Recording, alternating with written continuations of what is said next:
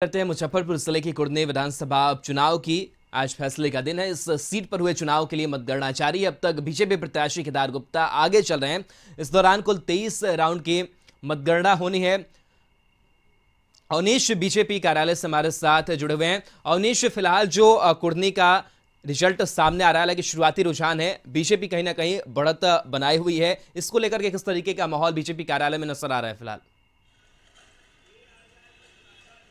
नहीं, बिल्कुल देखिए, बीजेपी चौथे राउंड में भी मामूली बढ़त बनाए हुए है, लेकिन बीजेपी जो है अभी उत्साहित नहीं है। देखिए, जो तस्वीर आपको दिखा रहे हैं ये पार्टी दफ्तर की तस्वीर है और पार्टी दफ्तर में भले ही कुछ नेता और कार्यकर्ताओं के आने का सिलसिला जरूर शुरू हुआ है, लेकिन उत्साह वैसा जो होना चाहिए वो उत्साह दिख नहीं रहा है, क्योंकि कुर्नी को लेकर बीजेपी में भी संशय है कि कुर्नी की सीट पर क्या होगा, हमारे प्रत्याशी की जीत होगी या हार होगी।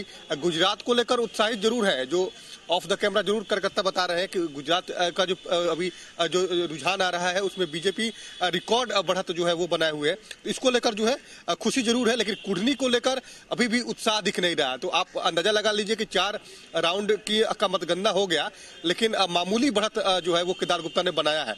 और जो उम्मीद है, बीजेपी को उम्मीद है कि कुछ ही वोट से जीते, लेकिन हमारी वहां जीत होगी, लेकिन उत्साह नहीं है। तो पार्टी दफ्तर की तस्वीर है, 10 बजे का समय हो गया है, लेकिन अभी तक कार्यकर्ता और नेता नहीं पहुंचे हैं। तो इससे आप अंदाजा लगा सकते हैं कि बीजेपी को भी कहीं ना कहीं डर था कुर्नी को लेकर कि कुर्नी में क्या होगा। आज फैसले का दिन है, आज फैसला आ जाएगा। इस फैसले से सरकार के सेहत पर कोई असर नहीं पड़ेगा, लेकिन इतना स्पष्ट है कि अगर बीजेपी कुर्नी जीतती है तो बीजेपी के लिए ये मास्टर स्ट्रोक होगा, क्योंकि महागठबंधन ने मजबूती के साथ चुनाव लड़ा था और महागठबंधन A to Z होने का जो दावा करती रही है जातीय समीकरण के हिसाब से, तो हमें लगता है कि अगर बीजेपी जीतती है तो बीजेपी और आक्रामक होगी। लेकिन अगर जेडीयू जीतती है तो जेडीयू के लिए एक कह सकते हैं एक संजीवनी का काम जरूर करेगा, क्योंकि जेडीयू ने यह सीट आरजेडी से लिया था। इससे पहले आरजेडी के उम्मीदवार वहां जीते थे, उनकी सदस्यता चली गई थी। जेडीयू ने अपना उम्मीदवार दिया, मनोज कुशवाहा को उम्मीदवार बनाया है, लेकिन जो बढ़त है वो बढ़त मामूली है। तो इसको लेकर दोनों दफ्तर में, चाहे जेडीयू हो या बीजेपी हो, उत्साह दिख नहीं रहा है। पार्टी दफ्तर में कुछ कार्यकर्ता नेता जरूर आए हैं, पार्टी के पदाधिकारी जरूर आए हैं, लेकिन उत्साह वैसा नहीं है जो उत्साह होना चाहिए। तो हमें लगता है कि बीजेपी को भी जरूर इस बात का डर है कि कुर्नी उपचुनाव में क्या परिणाम आएगा, क्योंकि जो मार्जिन है उस मार्जिन से बीजेपी के नेताओं पे भी जो है थोड़े से चेहरे पे जो है वो खुशी दिख नहीं रही है। जी बिल्कुल, जिस तरीके से फिलहाल हालांकि शुरुआती रुझान है अवनीश, लेकिन अगर ये रुझान अगर परिणाम में बदलते हैं, अगर बीजेपी यहां से जीत दर्ज करती है या फिर कुछ वैसा जो संभावनाएं है वो अगर नजर आती है, तो जाहिर सी बात है कि बीजेपी से नीतीश कुमार अलग हुए, लेकिन उसके बावजूद नीतीश कुमार की महत्व कितनी है वो भी कहीं ना कहीं एक जो लिटमस टेस्ट है वो इस सीट को लेकर के है कि वो आरजेडी से उन्होंने अपने खाते में वो सीट ली, और अगर यहां से उनकी हार होती है बीजेपी के लिए कितनी बड़ी बात होगी उनके अलग होने के बाद से। देखिए राहुल, एक बड़ी खबर हम बता दे रहे हैं कि मनोज कुशवाहा जो जेडीयू के उम्मीदवार हैं वो जो अब आगे हो गए हैं, केदार गुप्ता पीछे हो गए हैं। मतों का अंतर भले ही कम है, लेकिन अब जो है मनोज कुशवाहा आगे हो गए हैं और केदार गुप्ता पीछे हो गए, तो जेडीयू आगे चल रही है अब। तो देखिए, ये दोनों के लिए जो है बड़ा कठिन दौड़ है, जेडीयू के लिए भी, क्योंकि जेडीयू ने ये सीट आरजेडी से लिया था और आरजेडी के जो वहां पे जो विधायक थे अनिल सहनी, उनकी सदस्यता चली गई थी। बार बार वो टिकट मांग रहे थे, लेकिन टिकट जो है उनको नहीं मिला और महागठबंधन के तहत जेडीयू को यह सीट मिला और जेडीयू ने मनोज कुशवाहा को उम्मीदवार बनाया है। देखिए, वहां पर उम्मीदवार को लेकर भी बड़ा फैक्टर था। तमाम लोग वहां के लोग काफी नाराज थे उसके जेडीयू उम्मीदवार को लेकर, मनोज कुशवाहा को लेकर, उनकी उम्मीदवारी को लेकर। जेडीयू अगर ये सीट जीतती है तो जेडीयू के लिए ये जो है एक अच्छा संकेत होगा, क्योंकि आने वाले समय में 2024 में लोकसभा चुनाव है, 2025 में विधानसभा चुनाव है। अगर ये जातीय समीकरण सीट बैठता है तो हमें लगता है कि लोकसभा में भी महागठबंधन अच्छा परफॉर्म करेगी, लेकिन अगर जेडीयू ये सीट हारती है तो ये सीट फिर एक बार आरजेडी के खाते में चली जाएगी। अब और 2025 का जो विधानसभा चुनाव होगा उसमें जो है आरजेडी अपना उम्मीदवारी देगी। तो जेडीयू के लिए एक बड़ा कठिन दौर है। बीजेपी के लिए भी ये सीट काफी अहम है, क्योंकि पिछला जो 2020 के चुनाव में जो परिणाम आए थे उसमें केदार गुप्ता काफी कम वोटों से जो है वो चुनाव हारे थे।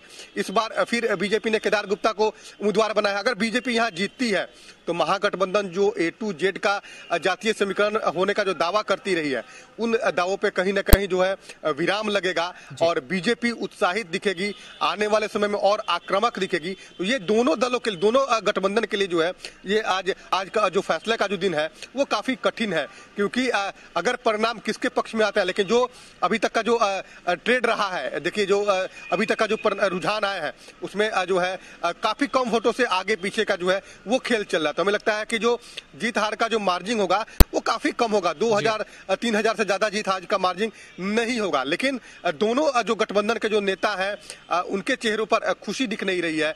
पार्टी दफ्तर, दोनों दफ्तर में देखिए, दोनों दफ्तर में जो नेता है वो ज्यादा उत्साहित नहीं है इस चुनाव परिणाम को लेकर। तो आप इसी से अंदाजा लगा सकते हैं कि दोनों दलों में जो है अभी संशय की स्थिति है कि आखिर क्या परिणाम आएगा।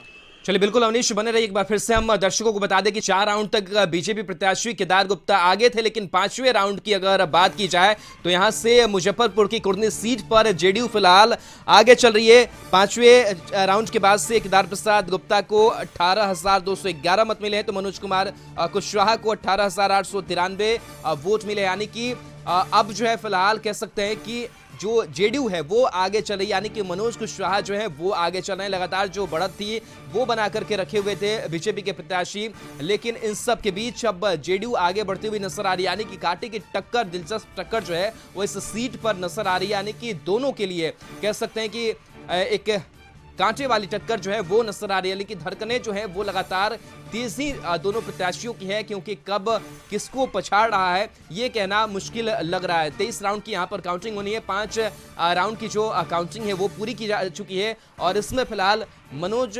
कुशवाहा आगे चल रहे हैं। हालांकि वोटों का अंतर फिलहाल कम है, लेकिन इन सब के बीच देखना होगा कि और कई राउंड की काउंटिंग के बाद से किस तरीके की तस्वीर जो है वो बन पाती है।